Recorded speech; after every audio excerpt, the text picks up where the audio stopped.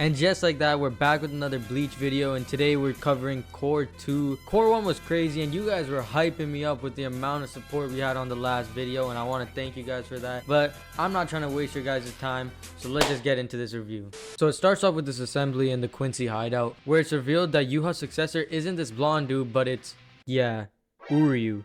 Alongside that, he was also given the rank of second in command. And bro, you can just tell all the Sterners are just pissed. These dudes are busting their ass day and night just for Uryu to pop up and just be like, yeah, I'm here. And don't even get me started on this Hoshvald guy. This guy got done so dirty. Anyways, this chick seemed to be really pissed, so she went over to this random good looking dude and was like, come to my room. And this dude was having the time of his yeah, he died. Besides that, it just showed this dude being pissed that Hoshvald let that slide. To which Hoshvald's like, yeah, I don't give a shit. After this, we get this creepy ass scene with Yuha and Uryu where he basically gives Uryu his shrift ability. And what's with this scene? This looks like it's gonna get my channel demonetized before I even get monetized. And to make it even worse, Yuha's basically like, drink my secret liquid. Yes, I mean sir. Gulp gulp. After that, it cuts to Ichigo training with Ichibei, and then it also shows Rukia and Renji training together, as well as telling us that Byakuya ended up making a full recovery. Since it's the first episode of Core 2, this was probably just the episode where they're explaining how everyone's getting stronger and who's going to be in the fight to come. But that doesn't mean that this episode had nothing important in it. Like, one of the best parts of this episode was how Shinsui went back to the world of the living and gave his friends soul tickets, which was done because according to Shinsui, Ichigo's going to be so powerful after this arc that he won't even be able to return to the world of the living. Which I call cap. There's no way Ichigo is just gonna willingly stay in the Serite just because he's so powerful. He's gonna find a way to come back to the world of the living. There's no way. After that, like, this kind of important thing happens, you know, it's just like insert World War 3. Yeah, it turns out the Wandenreich was inside the shadows of the Serite the whole time, and now Yuha's here for round 2. And at the end of the episode, Yuha says that the confined Quincy King poem isn't finished and that he regains his strength after 9 years and takes over the world in 9 days. Leaving the Serite 9 days of survival. And episode 2 does not stop this at all. It starts off with all of the Sterners sitting at a table, and this is how the conversation goes. So what's the plan? Fuck shit up. Also, Mayuri turns into this thing. Yeah, he's the only one that figured out the Quincy's had something to do with the shadows. And let's be honest, we have to give Mayuri some type of respect, because when it comes to Thousand-Year Blood War, he has been the most useful captain out of all of them. Anyways, I'm tired of talking about random details, so let's actually get to the action. So the first fight that we actually get to talk about is Mohawk Man versus Toshiro. And just in case you guys forgot, this is all without Bankai. And let's be honest, without Bankai, these guys are getting their ass kicked no matter how much they train. So at the start of the fight, obviously Toshiro's trying his best, but nothing's really working. And honestly, it's laughable how badly everyone was losing. Like, without Bankai, they're actually useless. And this was just a terrible look for the 13 core guard squads. Even Soifone was struggling. I don't think I saw a single scene where they were succeeding in any type of way this whole episode. But I think that's what the purpose of this episode was, just to show that without the Bankai, how weak the Serite really is. And episode 3 really just continues this, with everyone just talking shit to the 13 core guard squads because they're all so weak. Like, Toshiro was about to die to his own Bankai. It was that pathetic. Until... ring ring ring ring. Kisuke explains that hollows are actually toxic to Quincy's, and it goes back to why Ichigo's Bankai wasn't stolen, because if you remember in the flashback, it was explained that Ichigo's Bankai derives from the hollow white. Anyways, they give everyone these pills that temporarily hollowify your Bankai, and you see everyone getting a power up and getting their Bankai back. And this is where the tables turn. Soifone uses her Bankai, which is just a giant missile. Like, I mean, how can you even hate on something like this? And then there was Toshiro's Bankai that actually looked like hollowified. It was the only one out of all of them that actually looked hollowified. Like, look at this. Like, look how clean this looks. Imagine they did this for all of them. And then this is where this episode gets heat. We get to see Shinji, and he uses his Bankai. And I'm telling you, this is one of the best parts of this episode. Just look at this. Shinji's Bankai is so OP. It basically makes everyone just start fighting their own allies because they don't have any sense of direction or anything. So Shinji takes out these lower class henchmen pretty easily until an actual Stern Ritter shows up. And dude, this whole fight, Shinji's just talking and talking and talking and talking. It was almost like this dude was just trying to get more screen time, like he's aware he's in a show. As soon as you think the Soul Reapers are about to win, the Quincy's just gain like some type of new power. I believe it's their Shrift ability, but I'm not exactly sure. And the closing scene to this episode is just showing everyone with their new abilities and basically how the Quincy's are about to dominate. And after the outro, they also show like an update on Ichigo and how his training at the Royal Palace is going, which you'll see how important this is later on because of the power buff he gets. In the next episode, the Stern Ritter is already powered up and ready to fight, and obviously Shinji's still talking because this dude doesn't shut the fuck up. He ends up getting saved by Kamamura, and then out of nowhere, I don't even know why this was a thing, but Momo decided to jump in the fight. We're like, what the fuck are you gonna do? You peaked when Aizen was... Kamamura saves her and tells her to just stay out of the way, and then she goes back to being useless.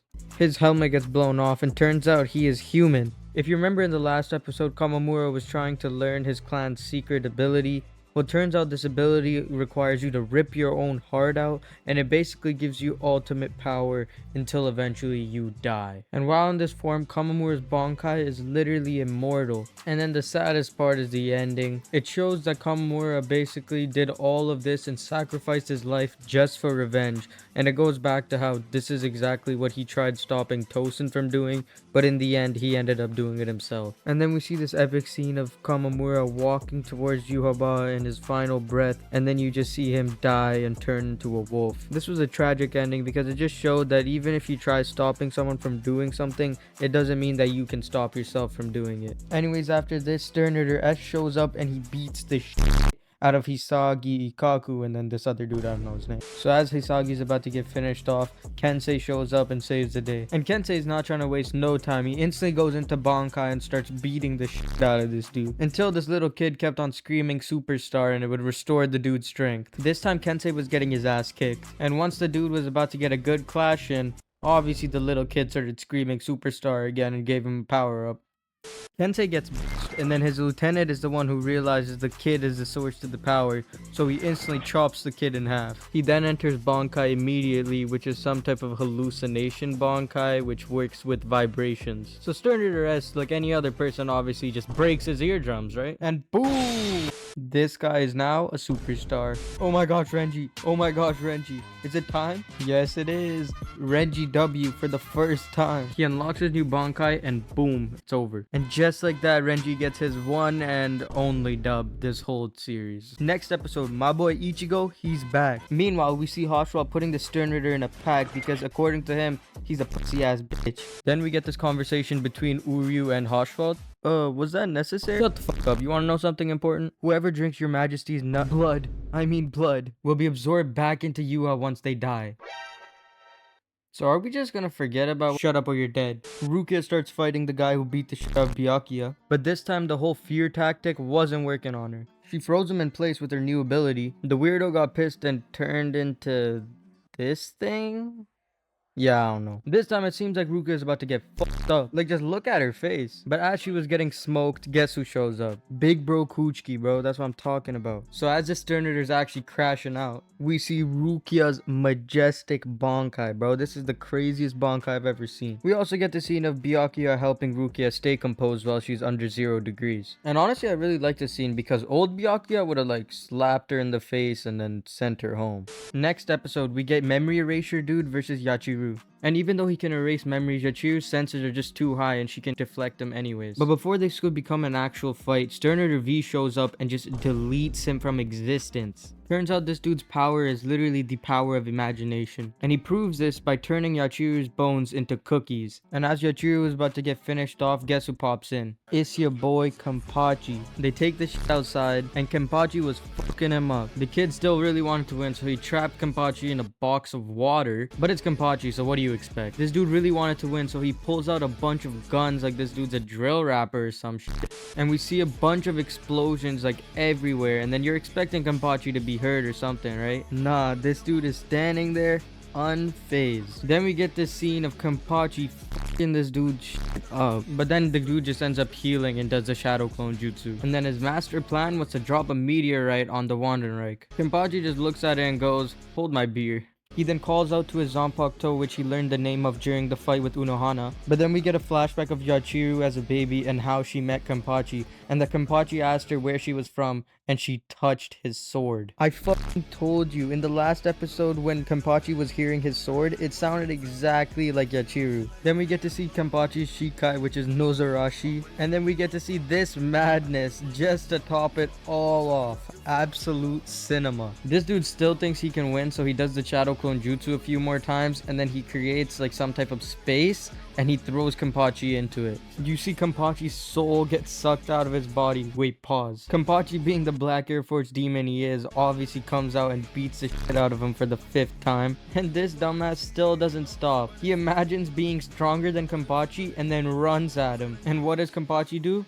Literally nothing. Turns out in this dude's head, Kenpachi was some unstoppable force, so when he imagined being stronger than him, his body couldn't handle the strength and exploded. In the final scene, we see V die, and then all that remains is his brain. But Kenpachi can't get a break because the Powerpuff Girls show up, and let's just say, like, it wasn't even fair. But Ichigo comes in after his training to save the day, and everyone was light work here. Like, Ichigo was destroying everyone, so they had no choice but to use their Shrift ability. But Ichigo ain't no bitch. He uses a Getsuga Jiji show, which is like 2 Getsuga Tenshos at the same time, and this Powerpuff Girl loses her arm. The guy that was beating on Toshiro shows up, and then the rest of the Sternritters soon follow. We then see Yuha showing up, and guess who is standing next to him? Nerdy ass Uryu, obviously. All the Sternritters are trying to stop Ichigo from reaching Yuha, and that's when the gang pulls up. They're ready to kick some ass. And this is where Ichigo realizes that Uryu is now on the Sternritter side. He releases the Leaf Reagan on him, and we see Mr. I Can't See Chad losing, and oh my god. They both came to protect Ichigo, and holy shit. So Yuha ends up going to the Royal Palace, and as he does, everything in the Seireitei just starts getting destroyed. Since nobody knew what to do, Kisuke ended up showing up and saying that Mayuri made a duplicate of the Shiba clan rocket which they can use once. He says that it takes a lot of energy to actually start though, but since the visors have been collecting distorted energy, they should be good. And then we get this scene. Damn, you beat women? Nah, I don't beat women, but I'll slap the fuck out of a bitch. I'm just kidding, it's all jokes. So please put down the gun. In reality, this dude figures out that it's actually a dude, and that his power works by controlling people by his blood splatting on them. Then he pulls out one of his zombified friends. But before this dude can get out of hand, Mayuri and Nemu end up pulling up. I guess this pisses him off, and he pulls out Squad 11 zombies. Mayuri's like, miss me with that weak ass shit. And then he reveals a bunch of zombie Ironcars. And these dudes get to work. They're killing people left, right, and center. And this obviously pissed the fanboy off a little more, so he pulls out his big gun, which is fucking Toshiro. And Toshiro's on demon timing. He is beating the shit out of everyone. Like, look at this disrespect. Luckily, Mayuri was able to get control of Toshiro with a bunch of drugs. That was supposed to be me getting injected with drugs. We get to see Byakuya's Bankai in action again, but afterwards Hisagi turns against him, because this fat old dude can make anyone fall in love with him and control him for some reason. That includes Byakuya's sword. But as things were getting shitty, MVP Mayuri shows up. My favorite part, this dumbass gets stabbed and he dies. Thank God. The Powerpuff Girl kills the old man as punishment. In the post-credit scene, we get to see that Yuha, Uryu, and Haschwald have reached the Soul King Palace. So you already know the next episode's about to be hype. The next episode starts off with a flashback. We see Ichibei offering a peace treaty to the Quincy's. Yuha's like, the f you mean peace treaty? You literally enslaved my dad. There's no way. Listen, daddy stays locked up, but I give you his hand. Are you fucking stupid? Square the fuck up. Cool eye, I take. We then see Senjumaru and her army face off against Yuha, Uryu, Haschwald. But before we get into the fight, we get to see that the Mayuri cannon actually launched. Now back to the fight. Yuha summons another Sternritter to fight, but let's just say it doesn't go to plan. Yuha summons more Sternritters, one of them being a sniper dude. Sniper dude headshots Senjumaru. He then proceeds to shoot down all of the palaces. Never mind, it was all a trap. Senjumaru is still alive. It is revealed that Ichibei is actually waiting at the real palace, and now they're encaged in an unbreakable wood box. And this was all orchestrated by Hikifune. He shows a Zanpakuto that couldn't be held by a sheath. Anyways, the Soul King and Quincy Royal Guards start fighting, and Yuha's like, "Fuck this shit, I'm out." this shit, I'm out. Yuha instantly heads for the actual palace, and then this is where the Ichibei and Yuha showdown goes down. Before that, we see the Squad 12 barracks, and we see all the Vizards lined up ready to go to the royal palace. We get to see Yoruichi's brother, and my question is, why is this guy so bitch-made? Back upstairs, we see Ichibei drawing a paint line saying that Yuha won't be able to pass that line. Yuha gets passed around like the local thought, and then it's revealed that Ichibei's Zanpakuto doesn't cut people, but it cuts people's names, and it halves their power every time it touches them. Then we get some type of montage of all the Stern Raiders fighting their respective opponents. This guy's the first one to go down because Askin can calculate exactly how much a lethal dose he needs to kill someone. We see Uryu using Lethal Reagan on Senjimaru, which just gets deflected in the end. We see Haschwalt and this other dude going at it again, and Haschwalt ends up losing. This dude cuts himself to survive the poison. Then the blood pond that saved Byakuya ends up saving this guy too, and then without giving the Stern Raider a chance to breathe, he cuts him down. We see the Lethal Reagan that Uryu used gets launched back at him, knocking him out. We see Yuha and Ichibei clashing again, and then we see Ichibei actually slashing Yuha with his brush, and then bitch slapping him across the planet. We also get this scene. Oh, brother, this guy stinks! Yuha, after getting disrespected, is like, nah, fuck this, I'm about to crash out. Then he starts sucking everyone's shift ability. Wait, pause. Like, look at this shit. If this isn't the definition of crash out, I don't know what the fuck is. Down on the ground, you see all the Stern Raiders and anyone who has Reishi getting it stripped from them. Using this Reishi, all of the royal guards that came with Yuha all got revived. And in the post-credit scene, we see Ukitake and Shinsui making contact and getting ready to fight Yuha. The next episode starts off with Namaya getting a hole bone through his chest because the sniper dude uses his shrift ability. They attempted to block his second shot, but then it is explained that nothing can stand in the way of him and his target. Namaya was then healed by Senjimaru. Then Hikifune made another cage out of Reishi. But then we see Ichibei using Hado to try to fight Yuha. He grabbed his neck like my brother grabbed my neck when I was like 7. Yuha used his Quincy powers to try to attack, but then he just ended up reversing it onto Yuha and, well. We then see Ichibei's Shikai, which turns his brush into a sword that spills black ink, and anything that black ink touches loses its name and loses its power. We then see this clash between Yuha and Ichibei before it returns over to Senjimaru, where it showed a bunch of success on the Stern Raider side, which was kind of confusing since Yuha was getting his ass handed to him. The creator of Zanpakuto thought that the fact that Yuha was right behind him would stop the dude from shooting, but I think bro forgot that he gets to pick his own targets, so obviously he was able to shoot without hitting Yuha. We then see all of Squad 1 just laying on the ground lifeless. We see Yuha stealing Ichibei's power, but then it's revealed that the only way Squad 1 can use their actual power is by sacrificing 3 of themselves. So Senjimaru is the only one that survives, and then we see her go into Bankai, which looks crazy. She traps them in some random dimension that can only be undone by her. This Bankai was so powerful, it was sending tremors throughout the whole world, including the world of the living, which is just crazy. And in this dimension, she ends up killing everyone. Haschwalt, Uryu, and the other 2, I don't know their name. Then we go back to Ichibei versus Yuha. Ichibei gains his power back by sucking all the black out of everyone around him. He then squirts his ink on Yuha. Wait, pause. He renames him Black Ant, stripping him of all of his power, and then he kicks him down to Soul King Palace. Oh, and he's not done. On the way down, he slams his hands together and crushes Yuha like a bug. Or should I say ant? I'm so lame. That's gonna wrap up Core 2. If you guys enjoyed the video, make sure to drop a like, subscribe, and if you made it to the end of the video, put in the comments ink squirting Ichibei. All jokes aside, this was my comedic approach to the retelling of Core 2. I'm sure I got a lot of stuff wrong, but I'm like not the best storyteller. My approach is more about the comedy side. I appreciate all the support on the last video, and I can't wait to get part 3 out, so stay tuned. Good luck.